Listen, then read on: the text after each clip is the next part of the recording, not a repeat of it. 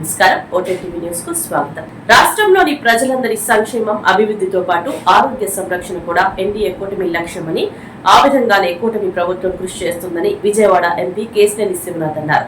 Tiruvuru town 5వ ward అధ్యక్షుడు వేముల ఏడుకొండలు తన కుమార్తె వేముల హేమలత వైద్య చికిత్స నిమిత్తం తక్షణ ఆర్థిక సాయంకై లెటర్ ఆఫ్ క్రెడిట్ కోసం ఎంపీ కేశినేని శివనాథ్ సాయంతో అర్జీ పెట్టుకున్నారు. మంజూరైన 3 లక్షల రూపాయల ఎల్ఓసి పత్రాన్ని వేముల ఏడుకొండలకు గురునానక్ కాలనీలోని విజయవాడ పార్లమెంట్ కార్యాలయం ఎన్టీఆర్ భవన్ లో గురువారం ఎంపీ కేశినేని శివనాథ్, టీడీపీ ఎన్టీఆర్ జిల్లా అధ్యక్షుడు నెట్టెం రఘురాంతో కలిసి అందజేశారు.